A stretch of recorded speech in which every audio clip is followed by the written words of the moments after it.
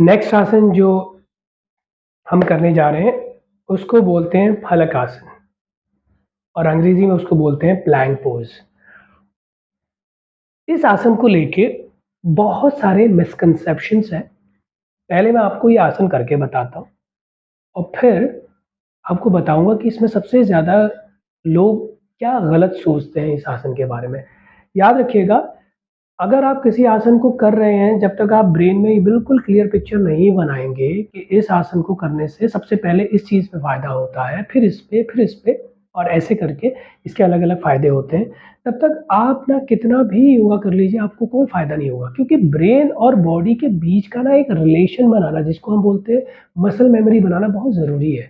तो जब आप कोई आसन करें ना, उसकी अप्रोच बहुत प्रिसाइज़ रखिए, बिल्कुल क्लियर होना चाहिए आपको कि इससे पहले ये फ़ायदा होगा, फिर ये फ़ायदा होगा, फिर ये फ़ायदा होगा। ठीक है? अब मैं आपको पहले फलक आसन करके दिखाता हूँ, प्लैंक पोज़।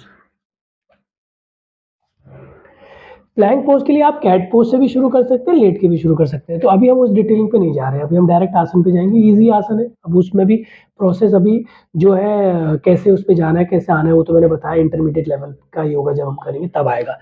ठीक है? तो आप ये कैट पोज़ पे चले जाइए और फिर एक पैर धीरे से पीछे, दूसरा पैर धीरे से पीछे और ये रहा आपका फलक आसन। पीछे वेट जा रहा है एंकल्स की ओर, चलेगा, करेक्ट कर सकते हैं, हाथों की ओर आ जाएगा। गैप करना है चलेगा, जॉइन करना है चलेगा, हाथों के बीच में गैप रहेगा। ठीक है? ये है आपका प्लैंक पोज़। प्लैंक पोज़ करते समय आपको क्या ध्यान देना है कि दोनों हाथों के बीच का गैप शोल्डर के एग्ज़ैक्ट गैप के बराबर होना चाहिए। अगर ये शोल्डर की विड्थ है आपके, तो आप अपने शोल्डर के हिसाब से गैप करें। ज़्यादा कम, ना ज़्यादा कम, ना बहुत ज़्यादा गैप करें। ठीक है? ये मेरे शोल्डर की विड्थ है, तो इसके हिसाब से ये मेरा गैप है। तो ये गैप रहेगा आपके हाथों के बीच का। पैरों के बीच का गैप हालाँकि शोल्डर की विड्थ से ज़्यादा नहीं होना चाहिए, बट अगर आपको होल्ड करने की आदत नहीं है, नया-नया शुरू कर रहे हैं, तो आप क्या करें, अपने पैरों का गैप बढ़ा दीजिए, उससे ईज़ी हो जाएगा होल्ड करना। फिर धीरे-धीरे उस गैप को कम करिए, शोल्डर की विड्थ के बराबर लाइए। फिर जब वो भी आदत हो जाए, तो गैप कम करना शुरू करिए। पैरों के बीच का गैप बिल्कुल 0 कर दीजिए। पैरों के बीच में जितना गैप बढ़ाएँगे, प्लैंक को होल्ड करना उतना आसान हो जाएगा। पैरों के बीच का गैप जितना कम करेंगे, प्लैंक को होल्ड करना उतना टफ हो जाएगा। ठीक है? वहीं पे हाथों में उल्टा है। हाथों के बीच में गैप जितना बढ़ाएँगे टफ होगा, गैप जितना कम करेंगे ईज़ी होगा। ठीक है? अब प्लैंक एक बार मैं करके बताता हूँ आपको।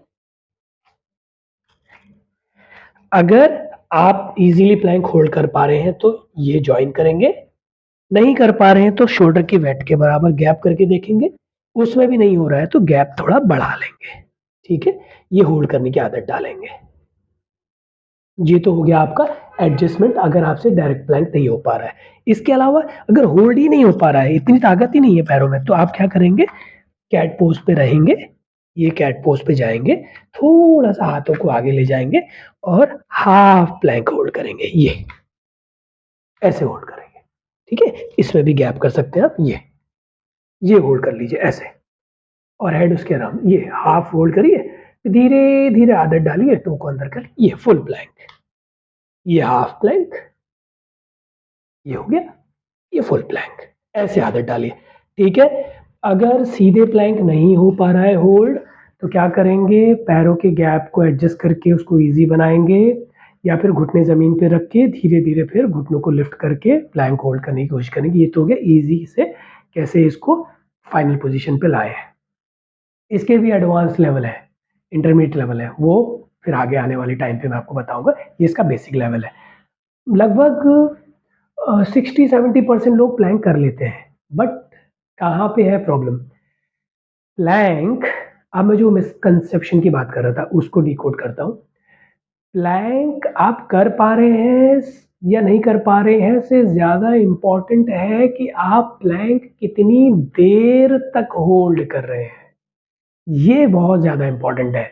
देखिए, लोग कहते हैं कि अगर आप प्लैंक को होल्ड करेंगे तो आपका पेट कम होगा।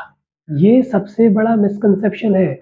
यही चीज़ें मैं लोगों को समझाता हूँ कि आप वो मत बोलिए जो हर कोई बोल रहा है, unless you practice it and you experience it. Plank पेट को कैसे कम कर देगा, सीधे। अगर आपको ये पता नहीं होगा कि प्लैंक से पेट कम करने की प्रोसेस क्या है, तो आपको पहले वो प्रोसेस जाननी पड़ेगी। आप सुनिएगा ध्यान से प्रोसेस क्या है।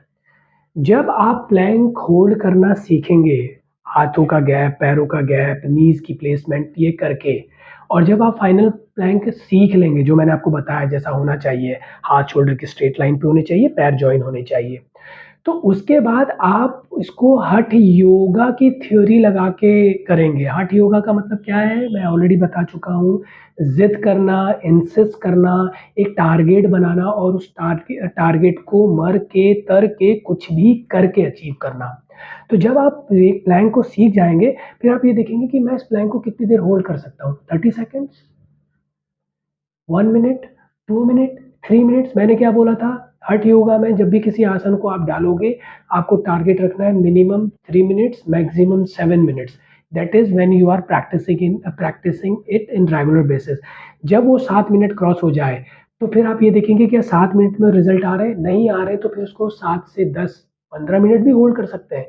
तो यहाँ पे मैं ये बताना चाह रहा हूँ, जब आप प्लैंक को होल्ड करना सीखेंगे, तो सबसे पहले आपके पेट को फ़ायदा नहीं होगा, सबसे पहले आपके जॉइंट्स को फ़ायदा होगा। आपके एल्बो जॉइंट, आपके wrist joint, shoulder joint, vertebral column 33 वर्टिब्रेस के स्पाइनल कॉर्ड के जॉइंट, वो hip joint, knee joint, ankle joint, ये स्ट्रॉन्ग होंगे। क्यों? क्योंकि बॉडी का वेट है आपके स्केलेटन के ऊपर। स्केलेटन क्या है? हड्डियों का ढाँचा। तो जब तक आप प्लैंक को प्रॉपर होल्ड करना सीखेंगे, सबसे पहले फ़ायदा होगा आपके जॉइंट्स को और आपके बोन्स को। बोन्स की डेंसिटी बढ़ेगी। अगर ऑस्टियोपोरोसिस है, ऑस्टियोआर्थराइटिस है, इसके सिम्पटम हटेंगे, बोन डेंसिटी अच्छी होगी। और जब आप रेगुलर प्लैंक को प्रैक्टिस करेंगे, तो आपका स्केलेटन धीरे-धीरे इतना स्ट्रॉन्ग होने लगेगा कि वो आपकी बॉडी के वेट को कैसे हैंडल करना है, ये समझने लगेगा। और जब आपके पूरा हेड टू टो सारे बॉडी जॉइंट्स और बॉडी बोन्स, हमारे शरीर में कितनी बोन्स होती है? हमारे शरीर में एक बच्चा जब पैदा होता है 260 बोन्स के साथ पैदा होता है, 260। बट जैसे-जैसे वो बड़ा होते जाता है 54 जो बोन्स हैं वो एक दूसरे में मर्ज हो जाती हैं और 206 बोन्स हमारी बनती हैं। क्यों? क्योंकि एक एडल्ट स्केलेटन की स्ट्रेंथ को अगर अच्छी बनाना है तो जॉइंट्स कम होने चाहिए, बोन्स ज़्यादा स्ट्रॉन्ग होनी चाहिए। जिसमें से आपकी 126 बोन्स आपके हाथों के एरिया को और आपके पैरों के एरिया को बनाती है और बाकी 80 जो बोन्स हैं, वो आपके सेंट्रल पार्ट को, कोर को बनाती हैं, जैसे कि रिब केज का एरिया हो गया, छाती की बोन, स्टर्नम हो गई, वर्टिब्रल कॉलम हो गया। तो 206 जो आपकी बोन्स हैं, वो आपस में कोऑर्डिनेट करेंगी। जॉइंट्स कितने होते हैं? 250 टू 306 जॉइंट्स होते हैं हमारी बॉडी में। डिपेंड करता है इंडिविजुअल टू इंडिविजुअल। जैसे-जैसे आप वेट ट्रेनिंग कर रहे हैं, स्ट्रेंथ बढ़ा रहे हैं, तो मसल भी बढ़ती है। मसल भी ऐसी है, 540 से 600 तक की मसल होती है। जितना आप मसल बनाएँगे उतनी मसल साइज़ बढ़ेगा, मसल की वॉल्यूम बढ़ेगी। तो ये individual to individual way way change होते रहता है। तो आपकी बॉडी में 350 के करीब जो जॉइंट्स हैं, अलग-अलग बॉडी के हिसाब से 206 के आस-पास आपके बोन्स हैं, तो सबसे पहले वो आपस में सिंक्रोनाइज़ करेंगे एक-दूसरे के साथ और फिर जाके जब आपके पूरा स्केलेटन इतना स्ट्रॉन्ग हो जाएगा कि आपकी बॉडी का वेट सँभालने लगेगा, तब बारी आएगी मसल्स की। 600 के जो आस-पास मसल्स हैं आपकी बॉडी में, तो वो फिर मसल को हिट करेगा और फिर जाके मसल क्या है एब्डोमिनल एरिया, तब जाके वो पेट के एरिया को कवर करेगा। यानी कि यहाँ पे मैं ये बोलना चाह रहा हूँ कि अगर आप 30 सेकंड, 40 सेकंड प्लैंक होल्ड करके ये सोच रहे हैं आपका पेट कम होगा, वो कभी कम नहीं होगा। उसके लिए आपको टारगेट करना पड़ेगा हठ योगा के थ्रू 3 मिनट्स। 3 मिनट्स क्रॉस करके देखेंगे कि क्या जॉइंट्स तो स्ट्रॉन्ग हो रहे हैं, बोन्स तो स्ट्रॉन्ग हो रहे हैं, बोन डेंसिटी बढ़ रही है, बट क्या अब मसल पे जा रहा है? तो धीरे-धीरे बॉडी से आपकी जो मसल मेमोरी बनेगी, बॉडी के साथ हमारी ट्रेनिंग होने लग जाती है जब हम रेगुलर प्रैक्टिस करते हैं। तो आपको पता चलेगा नहीं 3 मिनट्स में भी पेट पे हिट नहीं कर रहा है। फिर 4 मिनट्स, 5 मिनट्स, 7 मिनट्स, 7 मिनट्स में थोड़ा-थोड़ा होने लगेगा, तो आपकी हिम्मत बढ़ेगी। 10 मिनट्स, 15 मिनट्स, फिर एक दिन ऐसा आएगा आपको पता चल जाएगा कि मुझे ना इसको 10 मिनट होल्ड करना है तब जाके पेट कम होगा। तो यहाँ पे क्या मतलब है, प्लैंक को नॉर्मल होल्ड कर रहे हैं तो आपके बोन्स और जॉइंट्स, लेकिन अगर पेट कम करना है तो फिर मैराथन होल्ड करना पड़ेगा प्लैंक को 7 मिनट्स, 10 मिनट्स, 15 मिनट्स, तब जाके पेट कम होगा। तो जितने भी लोग ये बोल रहे हैं कि प्लैंक से पेट कम होता है, अरे क्लियर करो ना कब कम होगा? प्रोसेस बताओ ना कैसे कम होगा? तो प्रोसेस ये है, पहले आप प्लैंक होल्ड करना सीखें, प्रॉपर तरीके से प्लैंक बनाना सीखें। प्लैंक बनाना सीखेंगे तो पहले बोन्स और जॉइंट्स की कोऑर्डिनेशन स्ट्रांग होगी, स्केलेटन को फ़ायदा होगा, स्केलेटन स्ट्रांग बनेगा। जब स्केलेटन स्ट्रांग बनेगा फिर आएगी मसल्स की बारी। फिर एक टाइम तक हठ योगा के थ्रू बार-बार ज़िद कर के जब आप प्लैंक को प्रैक्टिस करेंगे 7 मिनट्स, 10 मिनट्स, जब एक लॉन्ग होल्ड करेंगे तब जाके वो मसल क्विट करेगा, तब जाके वो पेट को कम करेगा। तो आपसे जब भी आप प्लैंक होल्ड करें ये ना सोचें कि प्लैंक पेट कम करेगा, पहले ये सोचें प्लैंक स्केलेटन को ठीक करेगा। स्केलेटन को स्ट्रांग करने के बाद जब मैं इसको लॉन्ग होल्ड करूँगा या करूँगी तब जाके पेट कम करेगा, नहीं तो पेट कम नहीं होगा। ठीक है? तो ये था हमारा फलक आसन जो हमने किया। तो ऑलरेडी मैंने इतना बड़ा जो आपको एक्सप्लेनेशन दिया, बता दिया फलक आसन से क्या फ़ायदे होंगे, स्केलेटन स्ट्रांग होगा, बोन्स के लिए अच्छा, जॉइंट्स के लिए अच्छा, लॉन्ग होल्ड करेंगे तो मसल को भी टोन करेगा। ये स्ट्रेंथ बेस्ड आसन है। तो ये जो भी वीक लोग हैं वो खूब ट्राई करें इसको, अपनी स्ट्रेंथ को बढ़ाएँ। रिस्ट को स्ट्रॉन्ग करेगा, जॉइंट तो सारे हिट करेगा। ऑर्गन में जब आप इसको लॉन्ग करेंगे तो रेडियल आर्टरी दबेगी, हार्ट की मसाज होगी। और अगर आप हैवी हैं, वो बॉडी में फैट परसेंटेज ज़्यादा है तो मैंने आपको बताया क्या करना है। ऑस्टियोपोरोसिस, ऑस्टियोआर्थराइटिस का इश्यू है तो फिर आपको इसको होल्ड करना है और धीरे-धीरे आप देखेंगे इससे आपकी हड्डियाँ स्ट्रॉन्ग होंगी, जॉइंट्स अच्छे होंगे और आपके मसल भी टोन होगी, ठीक है? कौन लोग नहीं करेंगे प्लैंक को? जॉइंट डिसऑर्डर का जिनको इश्यू है, जैसे एड़ियों का दर्द हो गया, कमर का दर्द हो गया, सर्वाइकल आर्थराइटिस हो गया और डॉक्टर ने कुछ प्रिकॉशंस रखने को बोला है, तो डॉक्टर ने कुछ लिमिटेशन बोली है, तो वो लोग नहीं करेंगे। अदरवाइज़ प्लैंक भी हर कोई कर सकता है, ठीक है? तो अब जाते हैं नेक्स्ट आसन पे, जो कि है Tadasana, palm tree pose. Let's go for it. Tadasana में आप क्या करेंगे, ये स्टैंडिंग पोज़ीशन पे है, तो दोनों पैरों के बीच में जो गैप है उसको पहले 0 कर लीजिए, फीट टुगेदर। फिर हल्का-सा लैप लेके दोनों पैरों के बीच में कंफर्टेबल गैप कर लेंगे। शोल्डर की विड्थ के बराबर भी हो सकता है गैप, मैक्सिमम जो रहेगा शोल्डर की विड्थ के बराबर और कम आप अगर आपको करना है कम गैप तो वो आप अपने कंफर्ट के हिसाब से कर सकते हैं। मैंने ऑलरेडी बताया है कि अगर नी वेल्गस का इश्यू है, नीज़ अंदर की ओर है तो गैप ज़्यादा कर लीजिए। नी वेरस का इश्यू है, नीज़ ऐसे बाहर की ओर बेंड है, बो नी लेग्स हैं आपके, तो फिर आप गैप कम कर सकते हैं, डिपेंड्स। फ्लैट फीट है तो गैप ज़्यादा कर सकते हैं या कम कर सकते हैं, तब कंफर्ट के हिसाब से। तो मैं शोल्डर की विड्थ के बराबर गैप करता हूँ। ताड़ासन को पाम ट्री पोज़ भी बोलते हैं। पाम ट्री अगेन देखिए पाम ट्री में क्या होता है, एक लंबा सा तना होता है, ब्रांचेज़ होती नहीं है उसमें और उसकी लंबाई बहुत ज़्यादा होती है। तो बस उसी चीज़ को दिमाग में रखते हुए कि ये आसन क्या फ़ायदे करेगा, अभी से आप सोचिएगा। तो आई लेवल पे देखेंगे, दोनों हाथों को बगल में दबा लेंगे, दोनों पैरों के बीच में शोल्डर की विड्थ के बराबर गैप, लेफ्ट राइट दोनों पैरों में प्रॉपर वेट। फिर आई लेवल पे देखते हुए धीरे-धीरे दोनों हाथों को पैरेलल रखते हुए ओवर द हेड स्ट्रेच करेंगे और टो पे जाएँगे। और बैलेंस करेंगे जितनी देर कर सकते हैं, दोनों पैरों पे वेट प्रॉपर रखते हुए बिग टोज़ की ओर, पैर के अंगूठों की ओर वेट रहेंगे और फिर धीरे-धीरे हाथ भी फ्लैट और पैर भी फ्लैट। इसी में दूसरा वेरिएशन है, अगर आपको हाथ ऐसे ले जाने हैं, तो ऐसे भी ले जा सकते हैं। ये भी चलेगा, ठीक है? तो मेन क्या है, आपको टो पे बैलेंस करना है। तो ये आपका है ताड़ासन। ताड़ासन मतलब ताड़ का पेड़, पाम ट्री पोज़।